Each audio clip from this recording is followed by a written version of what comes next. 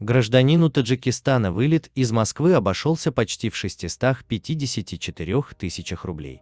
Он пытался провести через таможню более 27 тысяч долларов. Гражданин Таджикистана пытался провести более 27 тысяч долларов.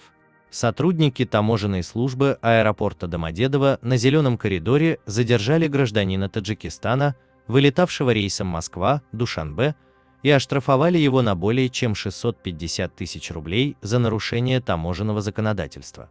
Гражданин Таджикистана пытался переместить через таможенную границу незадекларированные наличные денежные средства в размере 2 миллионов 59 тысяч рублей, сообщает пресс-служба Домодедовской таможни. В ходе таможенного контроля на Зеленом коридоре при устном опросе один из пассажиров заявил о наличии у него 2 миллиона 24 тысячи рублей и предъявил ручную кладь, где в результате таможенного досмотра было обнаружено 2,059 000 рублей, сообщается на сайте.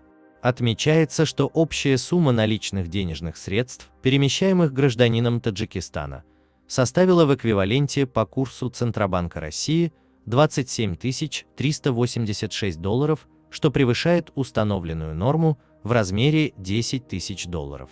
По факту дела, предусмотренного статьей 16,4 КАП РФ, пассажиру был назначен штраф, который составил половину размера от предмета административного правонарушения, а именно 653 588 рублей 50 копеек, сообщает пресс-служба таможни.